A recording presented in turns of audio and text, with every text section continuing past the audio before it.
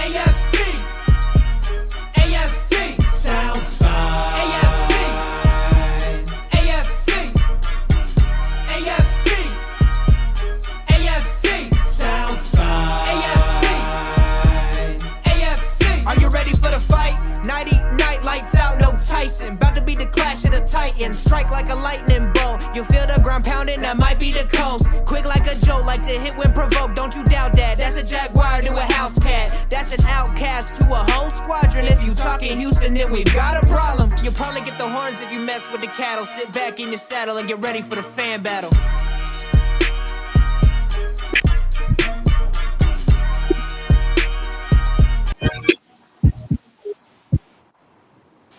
Hello. Welcome back to another episode of the AFC South Fan Battle Podcast.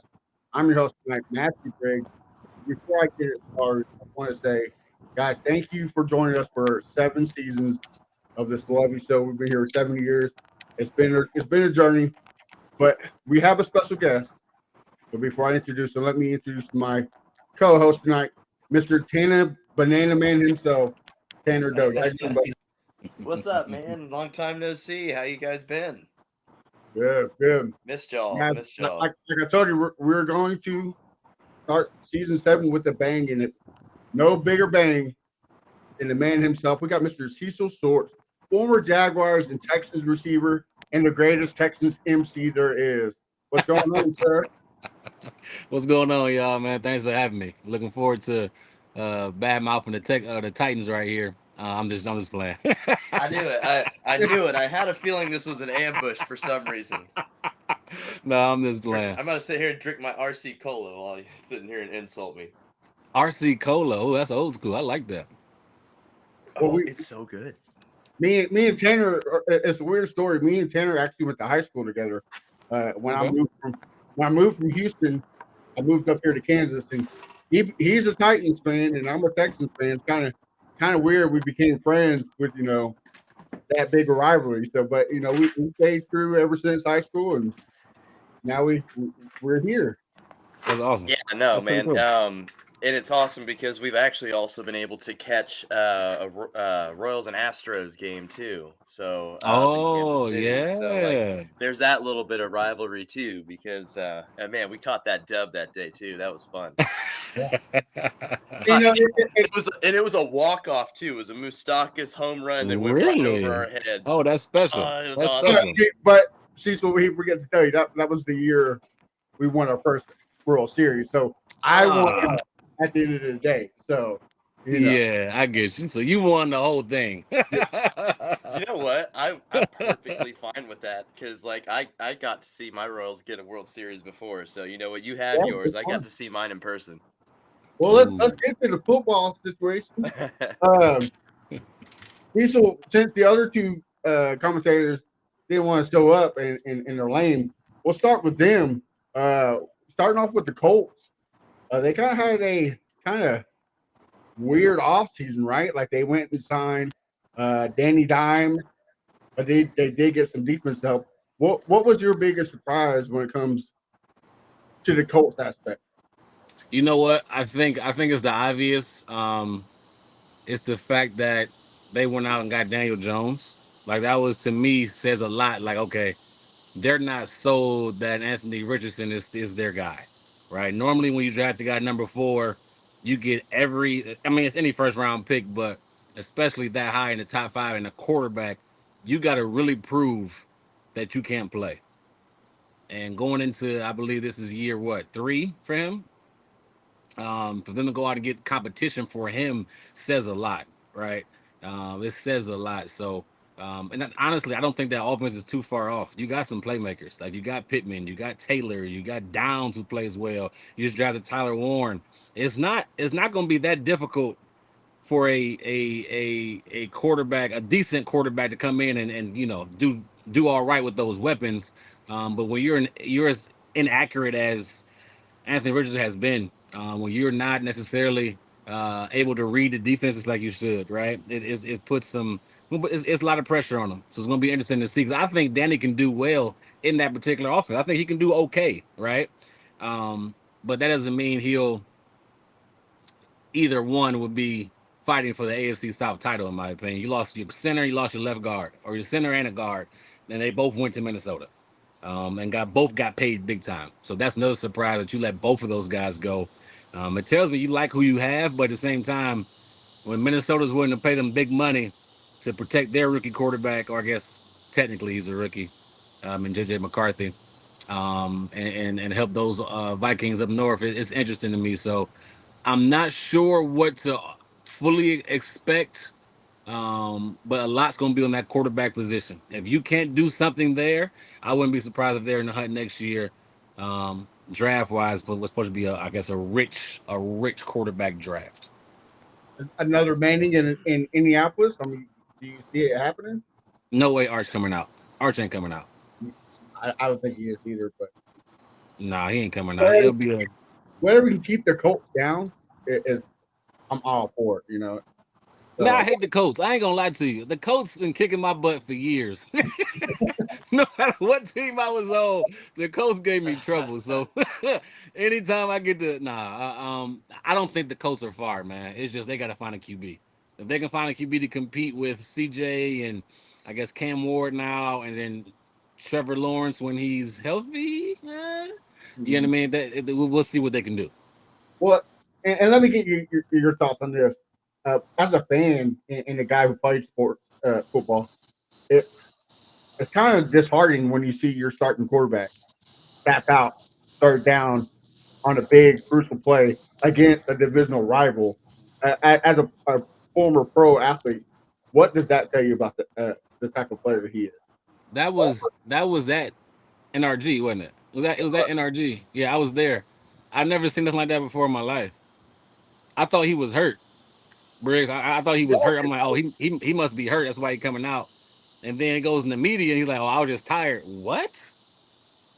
As a quarterback, you never come out the game. Like, you can have a broken finger. No, you're gonna figure it out. Hand the ball off. You're tired. Hand the ball off. You tired? Like, do something. I've never seen that, and that to me, I'm like, okay, his leadership is gonna be tried now. Like, cause it's gonna be a lot of guys in that locker room that's like, wait a second, bro. Wait a second. So say like when you played with Brock Osweiler, and you know he tapped himself out, and then he came back in the game. What are you listening to him, or what are you doing as a player after that? In the moment, you got to go with it, right? You got to go with it because you're still trying to win the game, right? You're still trying to figure it out after the game, and when that really processes, and once I figure out, because I'm not coming out unless it's different, like unless it's different personnel. I'm not coming out of the game, so I probably would think, okay, he's hurt, he got back in, he's good to go. Once I learn and be able to process what's going on, we having a man-to-man conversation. Right. Because that's just not okay. Like if you're the quarterback, if you're the leader of our team, you don't come out the game. Like you figure it out. So my question is, what type of shape are you in? Like what type of shape are you really in? You're a big guy, I get it. What type of shape are you really in that you got to come out the game? Like I'm not start thinking about all the mobile quarterbacks. I'm like, man, Michael Vick, Steve Young, like I'm just thinking all these guys, they ain't coming out the game. Mike Vick will run for 70 yards, get tackled, and then he probably scored, but he'll get tackled and then he gets back up and they run the play. Like these guys aren't coming out. The McNabbs, like the big Ben Roethlisberger, Big Ben. Oh my gosh! You saw it live on Christmas Day when Lamar Jackson ran all over the Texans. Like come on, it's uncommon. And I was just confused once I heard everything. I'm like, this is interesting. This is interesting. So and now you know what, and I'm not saying this guy will be. I'm not saying so. I'm gonna talk about Riley Leonard for a second. Oh, okay. Oh, Notre Dame quarterback, drafted like 6th or 7th round this year. To me, Steichen is really good at putting guys like a Jalen Hurts. Like Jalen Hurts' best year was with Steve Steichen. Like his best year in Philly was with him, right? That's how Steve got hired because he made Jalen Hurts who he is today. He put him in the best position, I should say, to succeed. So when you have a guy that's mobile like Anthony, but he ain't producing, then you bring in Daniel Jones and then you bring in a Riley Leonard.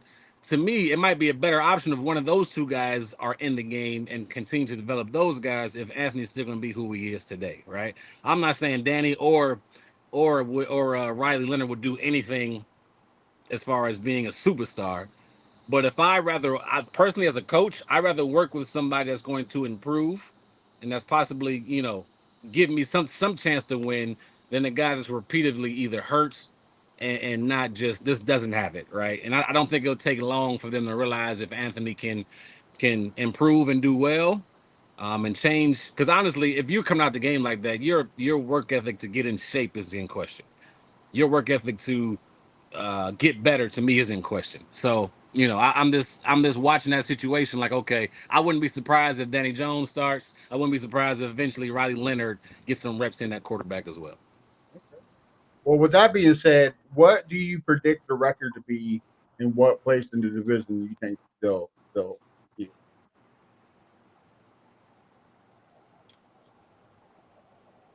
What was their record last year? 8-9, I want to say, or 9-8. One of the two. I think it was 8-9. Maybe 7-10. Who's their backup, Flacco? Yeah. I would say they'll be third place. I would say somewhere between 7 and 9 wins. Okay. 6 and 8 wins. 6 and 8 wins. I would say that. Tanner, I think they'd be third. I kick to you, bro. What's your thoughts on the Colts? I mean, first off, I don't know. Is this the first podcast that we've had since the Jim Irsay thing? Like, oh, I totally big holler about that. Like, yeah, prayers. I didn't even think about that. Thank you for reminding me. We did one on the Texans show, but this is the first. Good call on that. Good call. Yeah, big shout out to the Colts whole organization and everybody. I mean, I know we kind of crapped on him a lot and stuff, but like at the end of the day, you don't need to see that. So. Yeah, absolutely. But man, I'm right there with you, and like I also have to kind of sit there and be like, Cam Ward opted out of that second half of the bowl game, and I'm just like, oh, I know what you're saying about this leadership stuff, and I get him trying to, save himself, obviously, for the draft, because, I mean, he'd already broken a record and everything like that, but I'm also kind of like, that doesn't look good. And so that's different though. That's different. It's a way. It's he didn't just like throw in the towel because he's just that was planned. Like, yeah, like I'm tired. No offense, the bowl game didn't mean anything. Yeah, and that's what sucks. I miss when bowl games meant something. I guess I'm a purist of like, man, like the bowl games were the pinnacle for a while. It seemed, other than obviously, but. I guess I'm just a purist, and I know that the way that things have changed now, it's more of a business than it is almost. But it just. Anyways, no, I'm 100% with you on that, because I remember when that happened. It kind of reminded me of the Matt. Who was that pitcher that started doing the crybaby thing, like when he was like doing the sad face, like pouting when Bill Kelly. Yeah, that was the first thing that kind of came to mind when he went to the sideline. I'm like, oh, he's gonna cry? Like, oh, like seriously, come on. I'm 100% there. How do you have your front man just? Yeah, it kind of reminds me of the scene in The Longest Yard when he just kind of like threw a couple interceptions. He hangs up his, I'm done. And it's just like everybody's kind of giving him the side eye, and I'm just like, oh, dog, I bet that's how that was in that locker room, man. I'm not saying it would change. It would be any different because quitting is quitting. But in that game, Cecil, you were there. It was tied at halftime.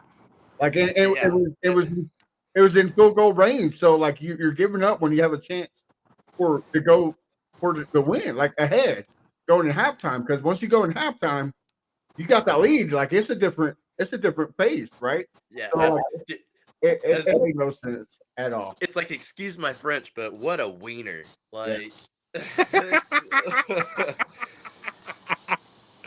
yeah. So speaking of which, the Wienermobile race was awesome. I don't know if anybody caught that at the Indianapolis. That was pretty cool. So anyway, sorry. Go ahead. Well, with everything you've seen from the Colts this offseason, where do you have them ranked in the division in their prediction?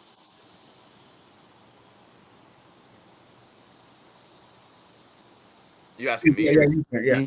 Oh, I'm sorry. What was the question again? What's the prediction, and what place do you get to have the Colts this season? Man, I know I should have knew that question was coming. I'm gonna give him maybe 7 wins. I just don't. Okay.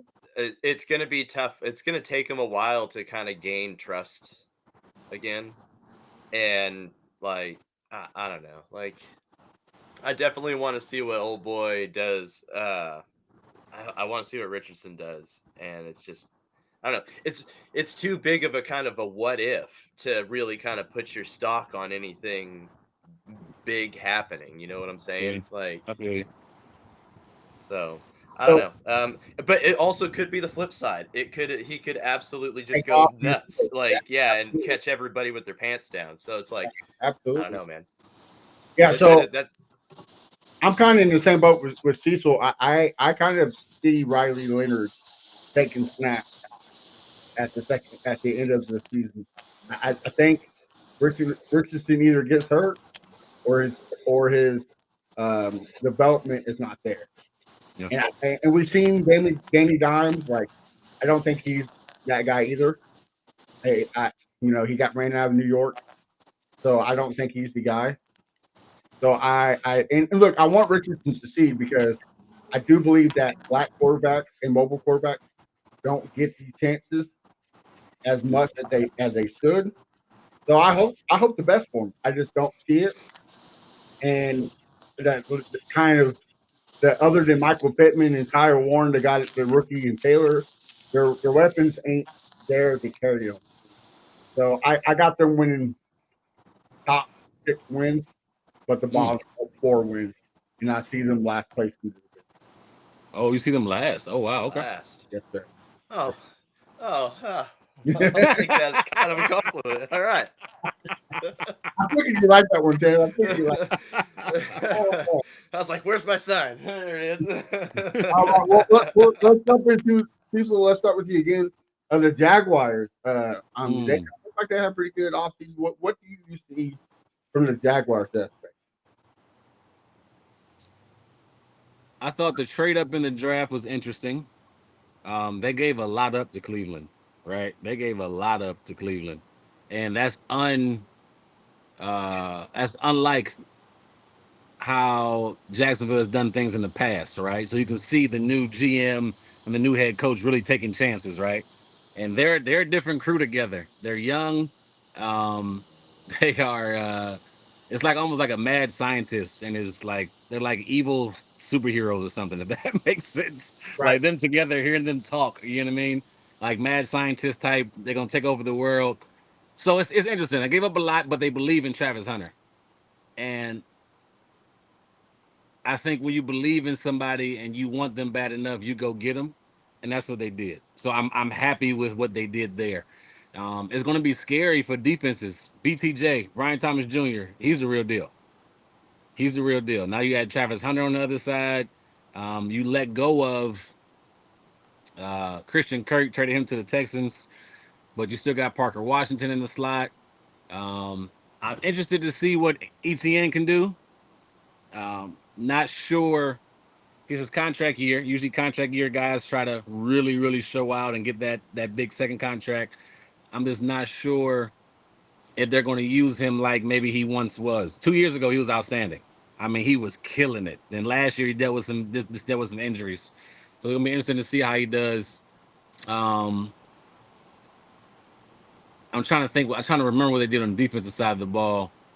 But I personally think it's a quarterbacks league, and I don't want to be repetitive talking about quarterback again. A lot's gonna be on Trevor Lawrence. Coming out of high school, he was Jesus Christ. Coming out of college, he was the next coming of whoever, whatever, right? And to me, it's been up and down, up and down, up and down. Can he live up to his contract? Can he live up to who he's supposed to be? Because I think his time is ticking. There's a new GM. There's a new head coach. If they don't like and love this kid after this year, to me, there's nothing holding them back from saying, okay, let's just let him go. Let's send him to Pittsburgh or send him somewhere else. Like that needs a quarterback, right? And they can go out and get one somewhere else. But a lot's gonna be on Trevor Lawrence. You're still able to get a high draft pick or value out of him, right? He's still relatively young. Yeah. So. Yep. He's still under 26, I think, or something like that. 27. So, or under 27. So it's gonna be hard because to me, with Jacksonville, they're my wild card. Like they could be, to me, they could be really good and compete for the AFC South, or they could be really bad like they were last year and be in the top 5 in the draft again. I just don't know what you're going to get.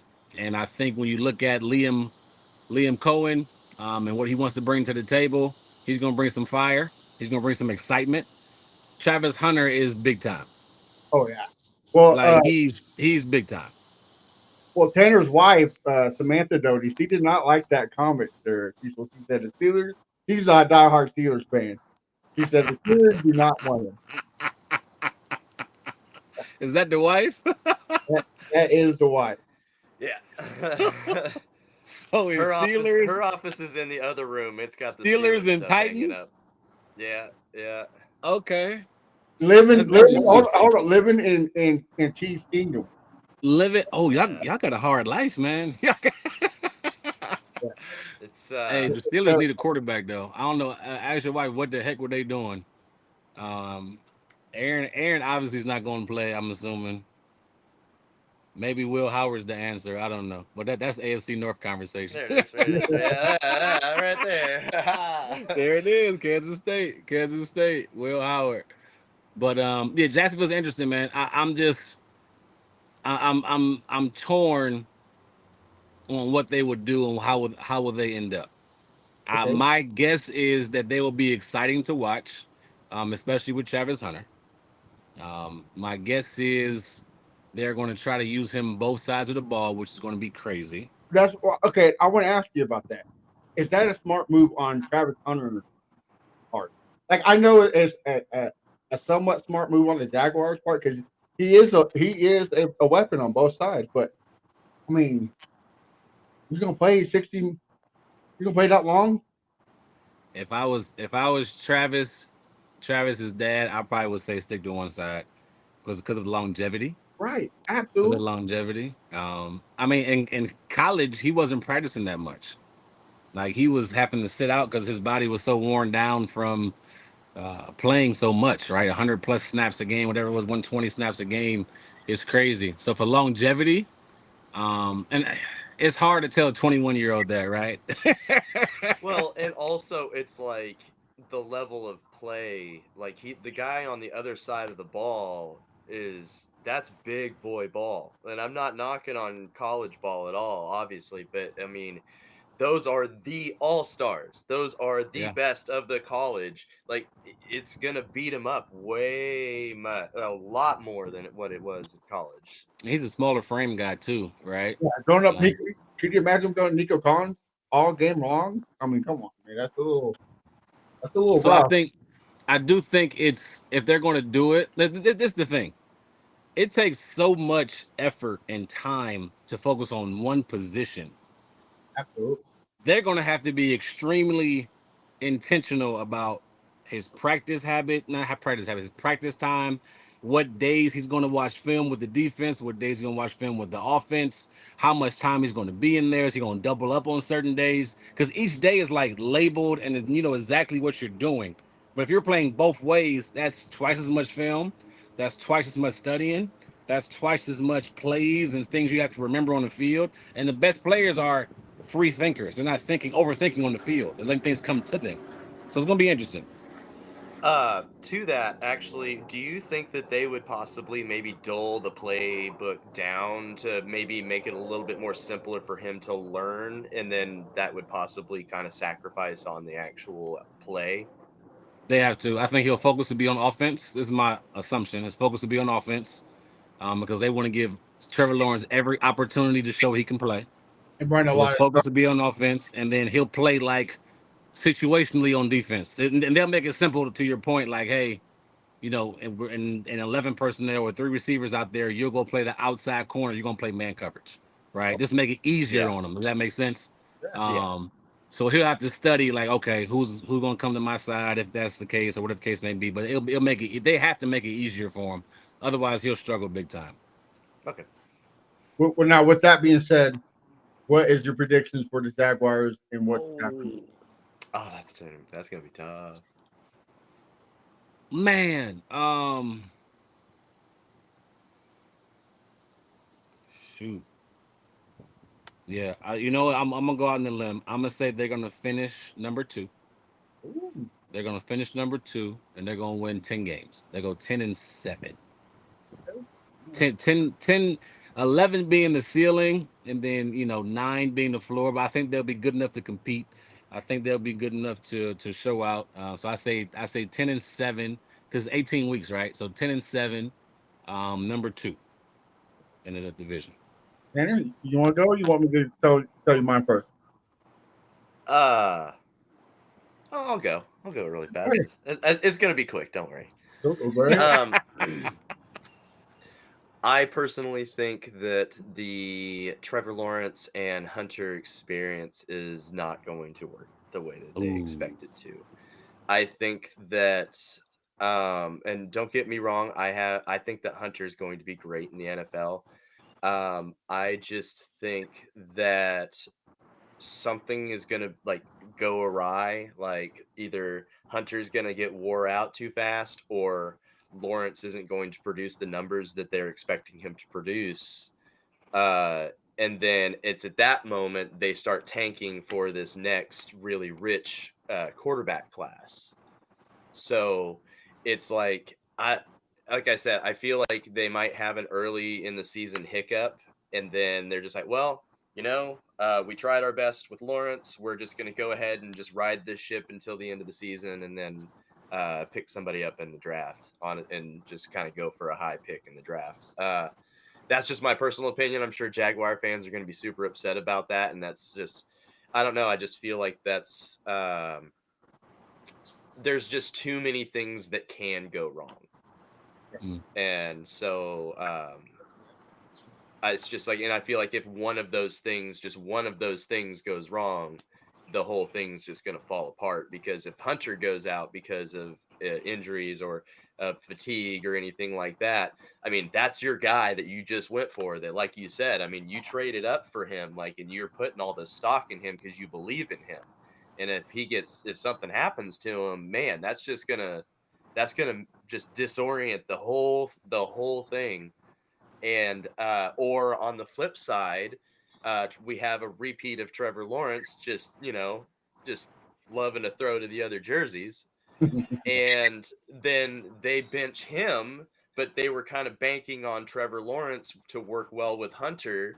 So when you don't have that duo, then it's just gonna be like, all right, well, high draft pick, gonna get a good quarterback next year. So I mean, I could be very wrong about this. I don't know. It just kind of sounds like a Jaguars thing to do. You know what? So I guess there's a little bias there. I saw a statistic the other day. The first 60 games, and they put up Trevor Lawrence's stats, and it was like passing yards, touchdowns, interceptions, QBR, all that stuff, right next to Daniel Jones. Similar. Yeah.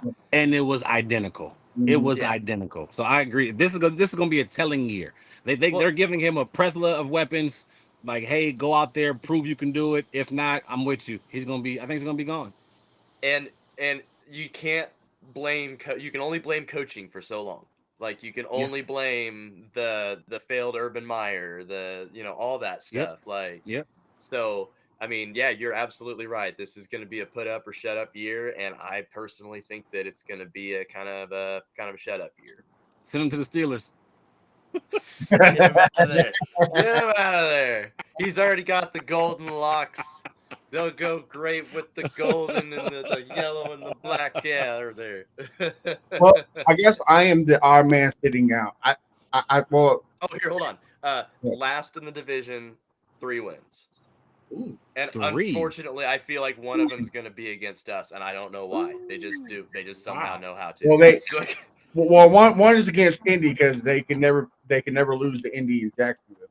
So that's okay. We'll go 4. We'll go 4 wins. Top 6, bottom 4. Okay. Well, I got the Jags actually improving this year.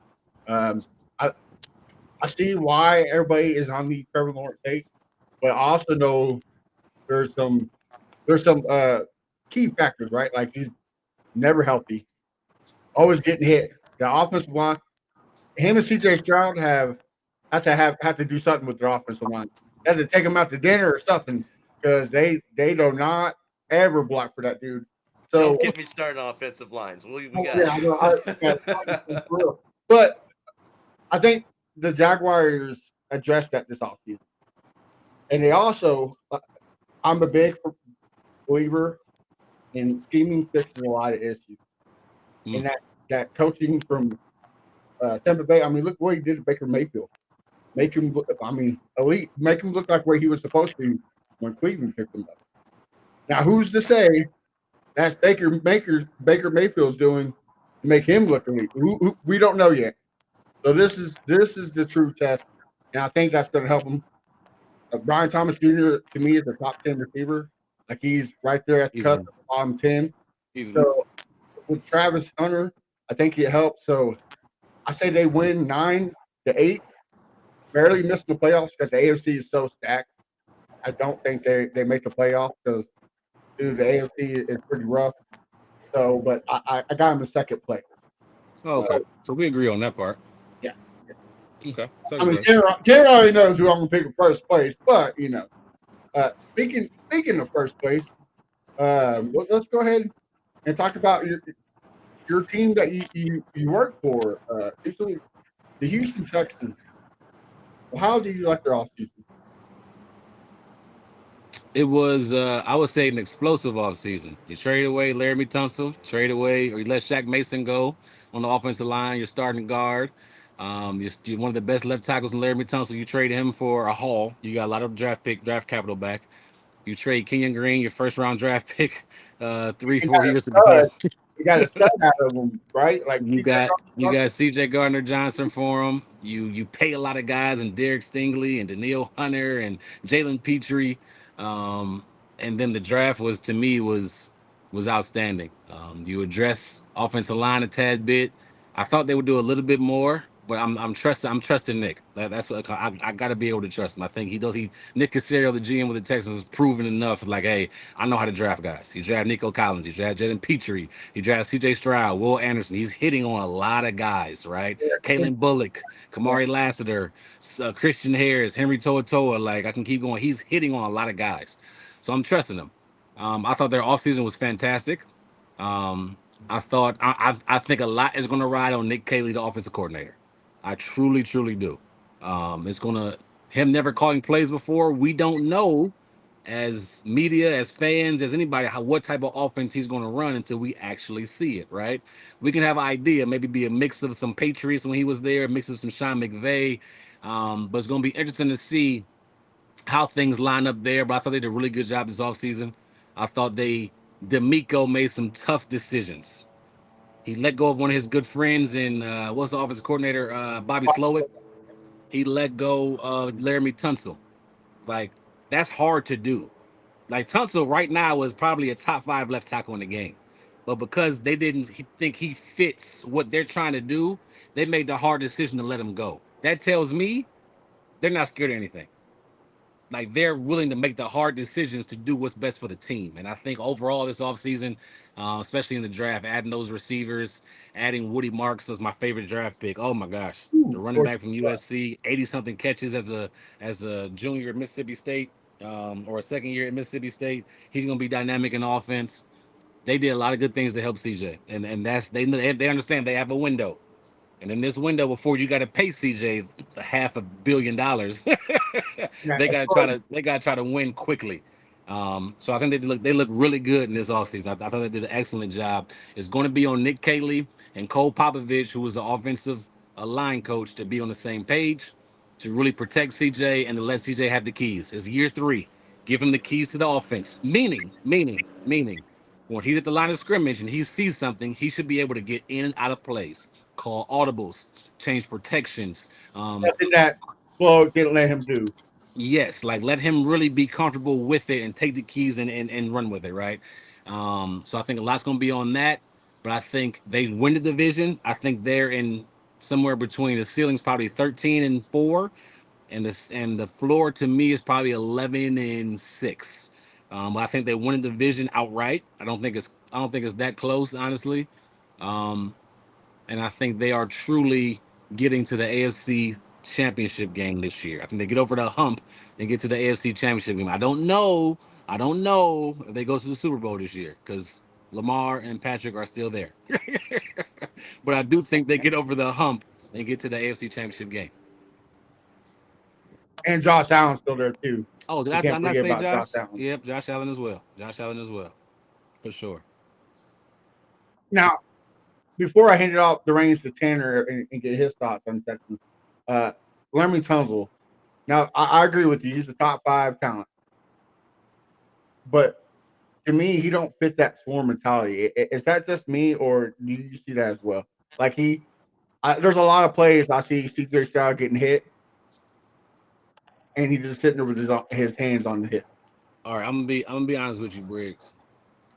Laremy Tunsil, and people are scared to say it. Laremy Tunsil is about Laremy Tunsil.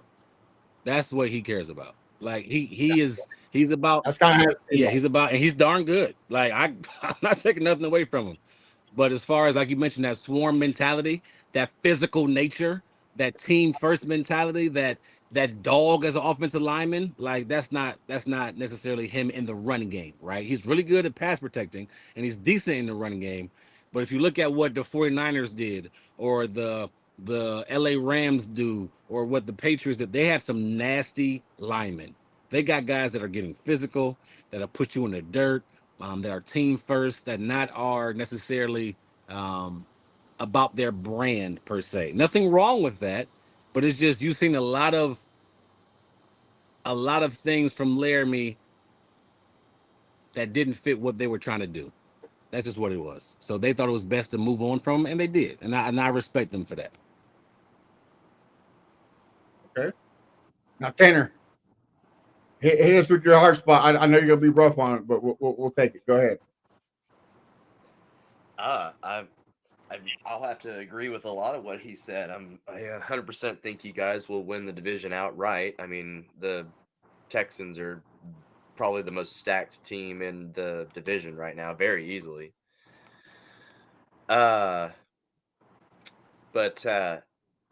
Yeah, no, 100%. I think that CJ Stroud, it's time for him to go ahead and just take the reins on just being able to make the play calls kind of at the line there, because I think he's a very smart quarterback. I mean, you see him getting fleshed out. You see him making plays that, it's just kind of crazy to see him do. Like, it's, people, I feel like everybody's kind of like looks at all of these like acrobatic plays that Patrick Mahomes does, and they kind of turn a blind eye to some of the things that CJ Stroud has done and is capable to do. Man, it's gonna be real. I'm gonna call the Texans fun and feisty this year. I think they're gonna be really fun. Like, they're gonna be really fun to watch. You guys have a lot of weapons, and I hate saying it, man. I love dogging on you guys, but I love dogging on anything Houston. Honestly, at this point, I mean, I just got blue blood in me. So, but I absolutely see you guys taking the division. But my thing is, it's like, I really like at that point, I would want you guys to finally get to where you want to be or needed to be, like get to the AFC Championship game and stuff like that. I don't even honestly think that it's about you guys choking anymore. It's just almost about bad luck. Like, it's like, how is it possible that you guys haven't made it there yet? Because, I mean, there's been so many years that you've had teams capable of doing it, and then all of a sudden, it's kind of like for the longest time with the Ravens with the Titans. It's like, for some reason, coming to the playoffs, if we were playing the Ravens, you might as well chalk it up as an L. Like, until like recently, obviously, but like for the longest time, it's just, even going into that game, I was pretty skeptic, because I'm just like, oh, it's the Ravens, here we go again, every time. But honestly, I just don't know how you guys haven't gotten there yet, and you guys are due for it. Honestly, you guys, and let's just say honestly, if you guys don't get it done this season or next season, I think that window closes for a little bit. That'd be interesting. Yeah, that'd be a conversation for sure. Yeah. So what's the predictions then? So you guys put in AFC. I'm gonna give them 12 to 14 wins. Like that. Oh, I mean, they're. Let's be real. The division's kind of probably the most laughed at cupcake division. So, like at least, especially last year, I think we had one of the worst win loss records in the NFL. Like as a division as a whole. So it's Mhm. like, man, there's 6 automatic wins right there. Like, or sorry, yeah, 6 automatic wins. So math. I know how hard it was for you to say that, Dan. So I appreciate Oh, I mean, it. it's, But so I'm a fan, but I'm not a simpleton. Dang, that's pretty obvious that you guys are gonna run a train on this division this season. I get 110%. So I'm gonna have to say we can do a lot. If a lot depends on like Cecil said, the offensive coordinator and Cole Pop. A lot of people sitting on the offensive line, which they have a right. I mean, nobody knows. But CJ's rookie year 2 years ago, we had a top 13 offensive line, and guess what they were? They were makeshift offensive line like it is now. So if we can produce anything close to that, we'll be okay. But I agree with Cecil. It's all about CJ taking the reins. But I'm also going to say D'Amico has to coach. There's a lot of games where it seemed like he was playing for the clock instead of for the win, like the Detroit Lions game. How are you going to pick off Jared Goff 5 times And lose? Oof. and lose? Right. Green Same way you sack Joe Burrow 9 times and still lose. Right, and still lose the game. Exactly. And just like the Green Bay game, we could have won that game, but we were playing for time. You got to play for the wins instead of for the clock. But I think that Kansas City game left a bad taste in D'Amico Ryan's mouth. I think that's why Bobby Slowick got fired. I think a lot of things happened for that reason. So I think I say we're going to do 11-6 because we played the AFC West. It's tough. And man, the AFC West, yeah, it looks It's pretty tough. tough this year. Yeah, and then we played the NFC It's West, tough. and they're tough too. So I mean, it's that, I say you 11-6. wanted to win the division so bad, so now you get all the hard guys. No, I next get it. season, Hey, so have fun. I'm fine with it. Iron sharpens iron, so I'll go with it.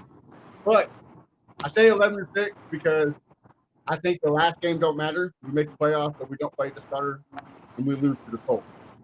That's the 4. The ceiling, I can see 13 wins, maybe. But the thing, too, Tanner, I can tell you why we don't make it to the AFC Championship game. Because we always have the number 4 team. Yeah. And we go into places like Baltimore, Kansas City, Buffalo, where it's -3 degrees, and we don't do good in -3 degrees, and we come up short. So we got to get that home field advantage. You got to get 1 or 2 seed. Number 2, at least number 2. You get top 2 seed. And I tell you what, the defense is so. I ain't talking about the defense. You are so set on defense, not barring any injuries, right? But you are so deep on defense from D linemen, even your interior D linemen. You brought back Mario Edwards and those guys, Foley, like your linebackers, your secondary. Like it should be no excuse that you shouldn't get to the passer. You shouldn't stop the run, and you shouldn't create turnovers. Like you are setting yourself. And then D'Amico, like this is supposed to be your realm. Like defense supposed to be your realm, and you spend a lot of money on this defense, like a lot. So they better produce. But yeah, I'm with you. Yes, that's a great point by you. They keep getting the 4 seed. If you want to be able to not travel to Kansas City or Buffalo or Baltimore, you better get a top 2, at least a top 2 seed. That's true. Yeah, you spend that much on a defense and you don't produce. That's a big moment. Like, oh no. I will say this. This is going to be my hot take of the year. I will say that this defense will be the best defense we've seen in a while. I will say it's going to be. I think it's going to be Legend of Boom type of Really? defense. Like I think it's going to be that great. Really? Okay. We'll see. I mean, you got shutdown corners, you got amazing safeties, and then you got Will Anderson and Dylan Hunter. Boy, like you said, barring injury, it's gonna be a tough time for the defense or for the offense when you play the Texans. So I will say that. Offense, I don't know, but defense is gonna be pretty great. I see you with the smile there, Tanner. You don't agree with me? Dude. No. You're right. I mean, you're right, but it's also kind of like, I don't know, Legion of Doom. I don't know about that. But yeah, you're right. They're gonna be good. Like that's why when you said that, I was like, all right, you got it, dude. I mean, if you look at the roster, no, on paper, dude, on paper things look fantastic, and then it just you got to prove it, but on paper they look good. Yeah. Blows up in my face. I know. I get it. Look, I was there for that. It was a hot take. That's fair. Well, I get it. All right. Last but not least, we got the Titans. Talk about them. We can just move on.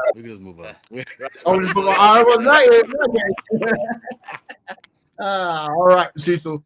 Well, first, hold on, Cecil. Before I get your take on their offseason, do players really care about the Houston Oilers colors and all that when it comes down to playing? Oh, that's a good question. I think it depends on which player.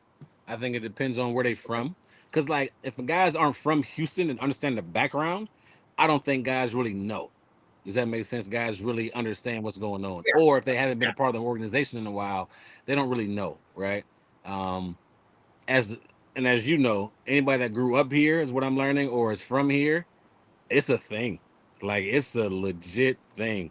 So I love what the McNairs and Doug, the president, what's Doug over? I think Doug's over like marketing and all the new uniforms and everything. The H-Town blue is fire. And I love how they're making the H-Town blue, right? Like kind of trying to stay with it at home, but make it their own, right? Make it Texans, right? Because there's some diehard that was the Oilers and they followed them to Tennessee, or they kind of stayed Oilers fans and went to another team. So it's definitely a thing in the city. It's just on the player. I think it's player-to-player basis. If they're from the city, if they have any background to it, how long they've been in Houston, you know what I mean? And I'll be honest with you, a lot of guys, they care if the city cares. Like, so if they drafted me and I'm here or pick me up and I'm here, all right, we care, yeah. And we don't like Tennessee, all right, cool, let's go beat Tennessee in our H-Town blue jerseys or whatever, right? And Tennessee's so petty. Oh my gosh, they're so petty. Like, so petty. Wearing the Oilers the week, like 2 years in a row. Like, come on. It's funny to see. It's funny to see, like, the back and forth on social media from the organizations, the back and forth from owner to owner. I love it, man. But the city cares about it for sure. Nah, so like I do care about.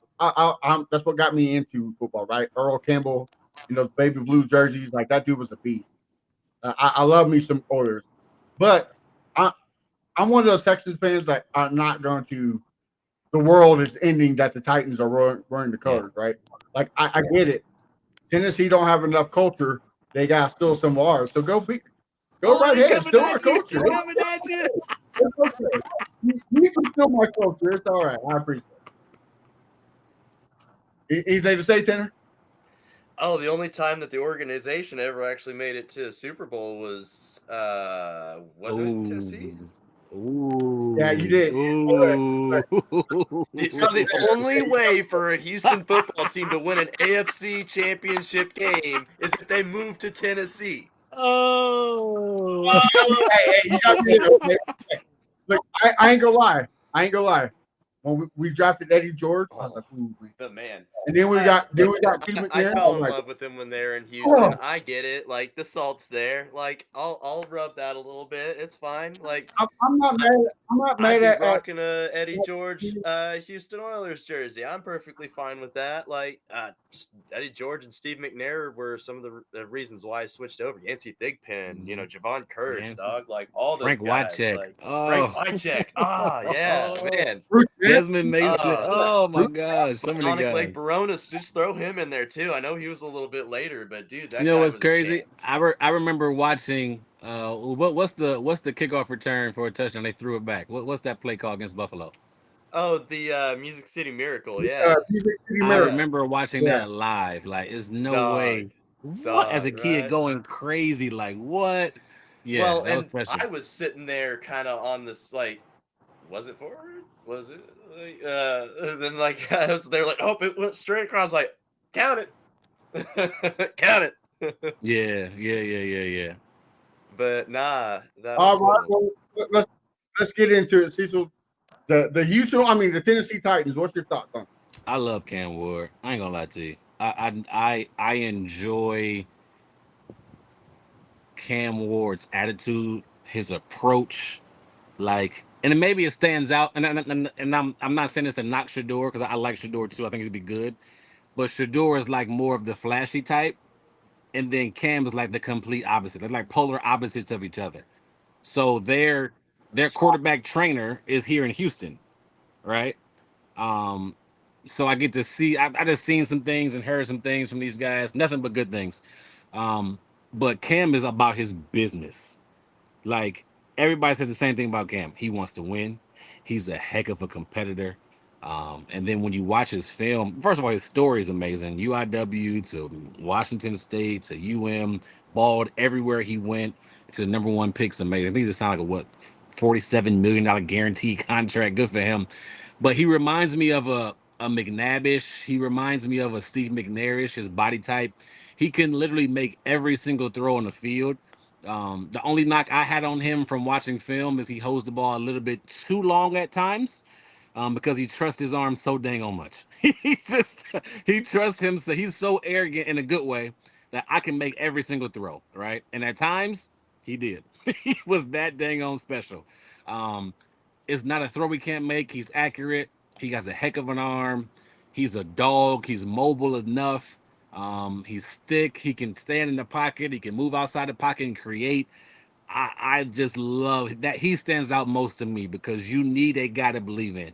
And he's not gonna impress you with or with his maybe his, how do I put this? He's not gonna be super flashy, but he's gonna be about his business. He's gonna win ball games for you. And that's what I think Tennessee wants, right? So I love that pick for Tennessee. I think it was a no-brainer from the jump. I think he looks like a number one overall pick, right? Um, I think people sleep on Tony Pollard. I think people sleep on him. I think he had a sneaky good year last year. I truly do. Um, I think what they have in the offseason was decent. I think there's still some pieces away from being competitive for the AFC South title, but they're building in the right direction. So I do love, again, the Cam Ward pick. A few of their draft picks I thought was cool, but I think they'll be in the 3 range, somewhere between uh, 6 to no, no. Wait. I take that back. I have them 4. I have them 4 because I had Indianapolis 3. Jacksonville's 2, Texans 1. So I have them 4, but I see them competing with the Colts for 3 in third place is what I'm saying. So somewhere between 5 and 7 wins would be my guess. I think Cam is going to see some tough competition early on. They got Denver like week 1. They got some tough defenses that's going to challenge him mentally, right? And that's the biggest thing for rookies. Is not necessarily their capabilities, is that they can handle what's going on mentally and make adjustments. Can they be tough enough mentally to make the throws and go through their reads? Can they be tough enough mentally to going through bad stretches to continue to believe in themselves? You know, you've seen tons of quarterbacks, and it's the saying, seeing ghosts out there. You've seen tons of quarterbacks, struggle and never really rebound. And I think the Titans have enough around him to be successful. You bring in veterans like Tyler Lockett. You got veterans like Calvin Ridley around him. I'm not sure exactly what's on their offensive line. I had to do some more research and there before I comment on there. But the best thing for a rookie quarterback is a good run game and veteran people around him. And you can't sleep on Spears, but especially Pollard. And then you got those Lockett and Calvin who are playmakers in their own right. I know Lockett's a little older, but they're playmakers in their own right. Calvin, I think, can still play. Like, no doubt about it. It's just you got the Mayo man throwing to you. That's tough. Sorry, like it is what it is, right? But I think they're fighting for the fourth or third spot in the South, with a really big upside. I think they're not too far off from being competitive in the AFC South. All right, Tanner. The team you know well, talk to us, brother. Yeah, 100%. I'm gonna start off. Tyler Lockett, let's go. I'm so stoked. I am so stoked to have my boy I forgot Tyler about Lockett. that. I forgot you Yeah. went to state. Yeah. Yes, sir. All the Lockets, man. Every single one. As soon as a Lockett baby boy is born, they already sign him. Like, that's just how it works. Like, every single Lockett has gone through Kansas State. They're loyal. Yes, and we still got one. I believe we still have one there right now. Yeah, no, it's awesome. But no, like you said, well, first off, I'll kick it off. One of our previous podcasts, I had mentioned that I wanted to trade that first pick away because if we're in a rebuild, and honestly, I'm still going to stick by. I wish we were more responsible with that first pick. I don't hate Cam Ward. I love that we picked up Cam Ward. I think that he's going to be a great addition. But I'm still on the train of, man, I wish we would have just traded that off, got a few picks, rebuilt the team, and then went to the next year's big quarterback draft class and picked somebody up then. If we're in a true rebuild stage, that's the way you would want to go, I would think, right? Like, is quantity to build around him, your new star quarterback that's coming in, instead of getting the start, it's kind of like putting the carriage before the horse, to me. But taking with what I have, with what we have, I'm excited to see what Cam Ward can do. I'm bummed out. I kind of feel bad for Will Levis because, like, he's not a bad dude. Like, he just doesn't know how to protect the ball. He's not a responsible quarterback, and that's always frustrating to see. And but also it's like, what can the dude do? Our offensive line has just been atrocious for the past, almost 5 years, maybe 5 years. I swear it's just been bad. So, like, and that's I don't know. Like, we got our new offensive line coach and everything like that. That's Callahan. That's gonna be awesome. But man, I just really wish we would have worked more on that offensive line to protect our new asset, if that makes sense. Like, I just, your quarterback's not going to last very long if he's running for his life every play. He's not. It's like, not everybody is CJ Stroud, where they can just take off on, or a Lamar Jackson, where they can just take off on a dead sprint and they're gone. Yeah. Like, if your quarterback is scrambling, I don't care if you have the greatest quarterback of all time coming out of college. If he's scrambling every play, he's not going to last long. Like I said, given with what I have with Cam, he has every weapon that he needs out there to be able to make the plays happen if he has the time. If he has time in the pocket, he's going to be able to make things happen, because, like you said, like Tyler Lockett, he's a little up there, but he's still got legs. And Calvin Ridley, he'll still be able. One of them is going to draw double coverage, period. I promise you, either Calvin Ridley or Tyler Lockett is going to draw double coverage on any given play. So that's going to make it to where, not as many people are going to be able to rush the edge. So, and I think that was the biggest problem too, was we really didn't, like, we had Calvin Ridley last year, which he was doing okay. But, like, other than that, like, who did he really have to pass to? Nobody was getting open. So like even if he did have time in the pocket, nobody was open because they couldn't get open. So, but then at that same time, they weren't being double covered either. And that was making defenses being able to use that extra man for a rush. So it's like it was just a snowball effect. So like I said, it's all about you got to just build around your boy, and we have the weapons that he needs on offense to be able to make plays happen. I'm sorry, I have a bird clock that goes off every hour. It's an old man thing, so I'm sorry, it's tweeting right now. I do not have an actual bird in my house. But so no, like I said, I love the pick. I love Cam Ward and everything, and I really hope that we do everything that we need to do with him. I'm just still concerned about that offensive line. Once I see that he's able to sit in the pocket for more than 2 seconds, then I'm going to be like, okay, well, we might be doing something here. But with that, given as bad as I think that the Jaguars are going to do, and as bad as I think that the Colts are probably going to do, I'll give the Titans second place in the division, but only getting about 8 to 9 wins. Like, I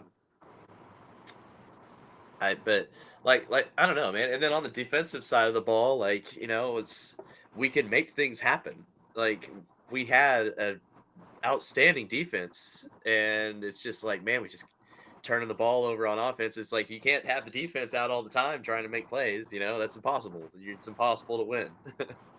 Yeah, so I don't know. There's a let me lot ask of you what this. ifs. Yeah. Let me ask you this: if they win 8 to 9 games this year, that's a win for y'all, huh? I think so. Absolutely. Yeah.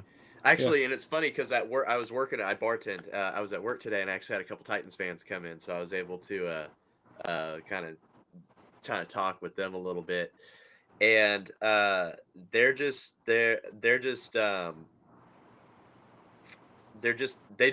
that we don't think that we're going to have the number 1 pick next year. If that makes it like that's a win for us. As long as we don't finish last in the NFL, really, what else is there?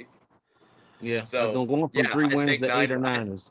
I think that a nice 500 record would be a dub. It'd be a step in the right direction. And then, as I said, I mean, maybe next year in the draft we can start addressing offensive line issues if we have any. But like, I don't know. With the new GM and everything like that, there were so many questions coming into it. So it was just kind of like, so he's probably going to play it safe and just go ahead and take the number 1 pick. I was kind of on a hope and a dream on that. So I agree with Cecil. Like I think Cam Ward is, and I'm not just saying that because he got drafted to the Titans, but he does remind me a lot of Steve McNair, the way he plays, right?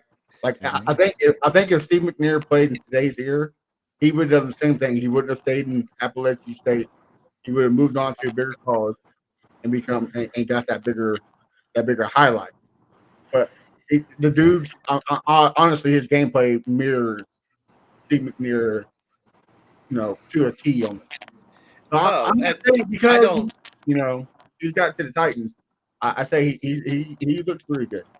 I just he has a very high ceiling. Like, let's just say that he has he has so much potential to be able to be an outstanding NFL quarterback. I just don't want him just to get beat up. That's it. Like, I want to protect that asset because he could really be the future quarterback for our franchise. He could be that guy. But it's just it all depends on what the Titans do with him, right? Now, this is where I sway away from Cecil. I think there's only one person undefeated in the league, and that's all the time. I think Tyler Lockett is going to take a step back. So is Calvin Ridley. So is Pollard. Like the shelf life for these guys is coming close to an end. So that's where I see them kind of step back a little bit during the season.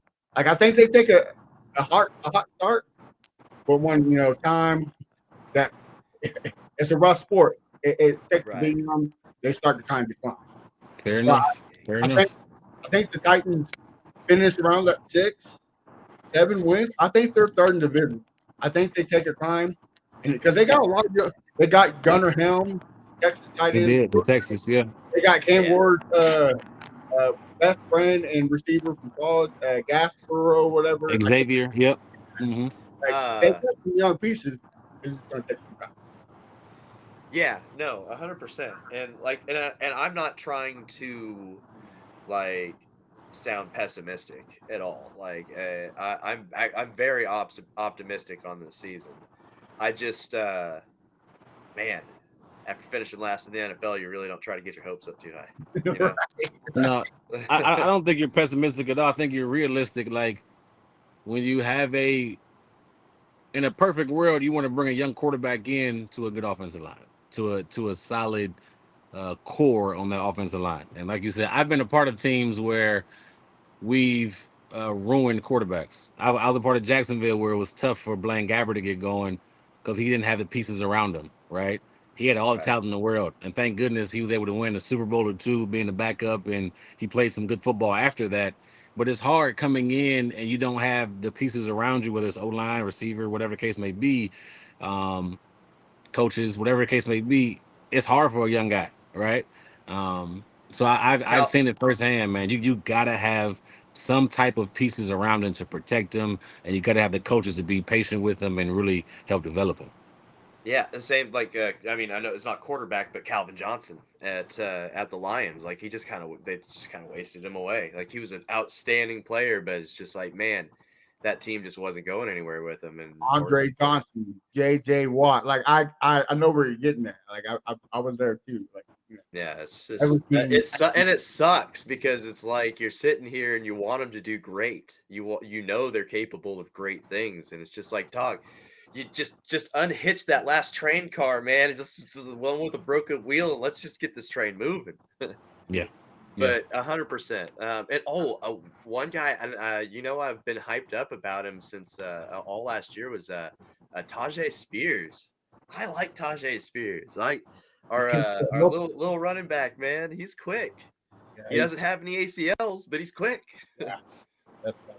Well, I watched him scorch K-State when he was playing for Tulane. Like I was like, oh yeah, this dude's going someplace, and then he goes to the Titans. So I was like, all right, okay, I'll take it.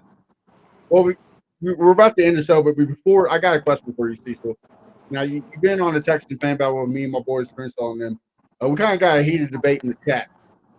Do you think J.J. Watt is a top 4 who Houston sport figure in all sports? All sports? Yeah. Did you say top 4? Top 4. So basically, Why so like specifically 4? basically like the Mount Rushmore. You're saying basically the Mount Rushmore. Oh, the Mount Rushmore. That's okay. All right. Yeah. That is tough. So specific? I don't. Ooh.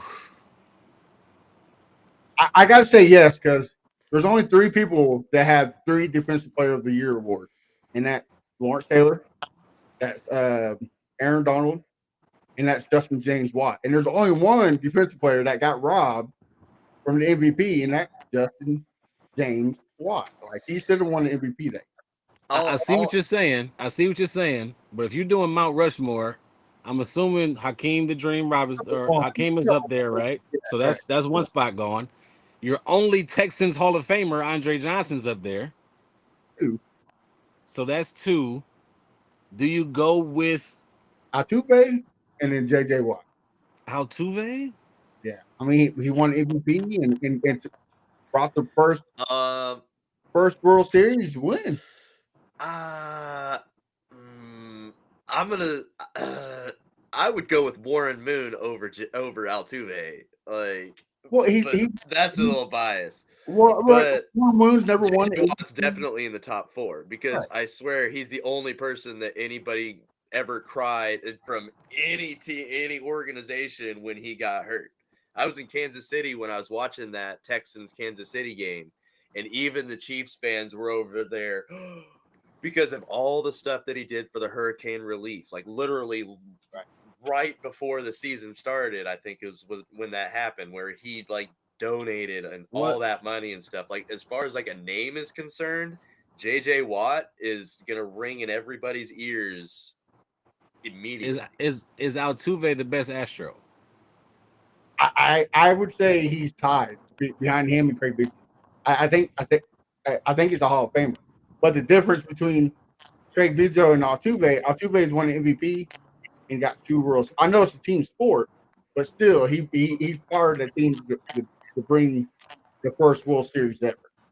JJ's in the conversation, and he's not in the conversation only because of his on-field play. The community loves him. Yeah, absolutely. Like the community loves JJ Watt for what he's done in the community. Right, he was huge in the community.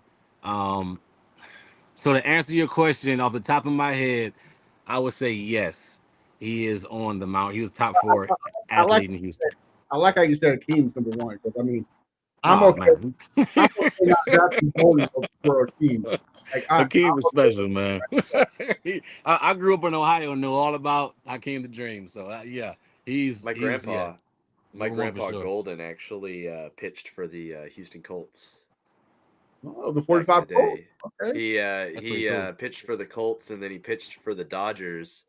And so when the Astros and Dodgers went to the World Series up in Topeka at the local newspaper, they interviewed him like, "Who you going for?" He's like, "Baseball." That's pretty cool though. Well, Cecil, man, thank you for coming on.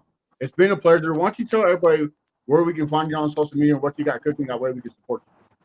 Oh man, appreciate that. Appreciate y'all having me. On X or Twitter, whatever you call it, C Shorts III, C Shorts III, and then on Instagram, Instagram is this my full name, Cecil Shorts III, Cecil Shorts III. If you can follow and like all the Believe in Texan podcasts, where we can talk about Texans specifically.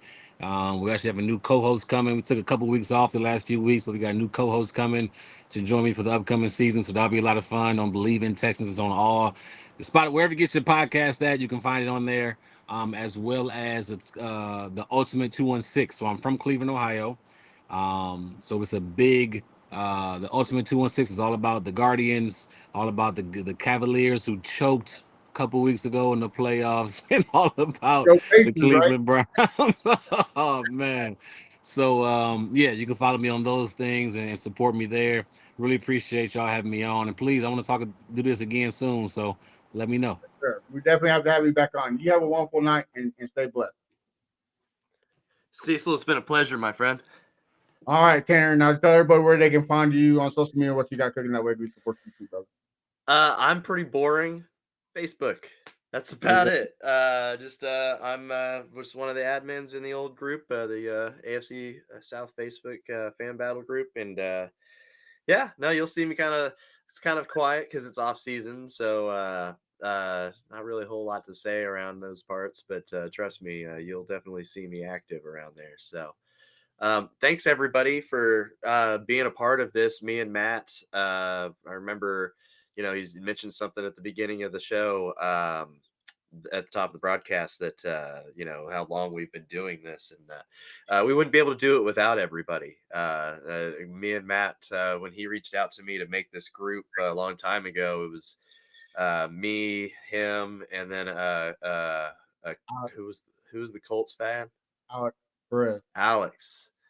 Yeah, Alex, and then the Jags was Sam. That's right. Oh yeah, that's right. Sam was OG. I was like, oh man, I was trying to remember who that was. No. It started out with 4 of us, and then it just took off thanks to you guys. Like, so thank you, all the fans. It wouldn't be a fan battle without the fans. It would just be a battle. So really appreciate you guys.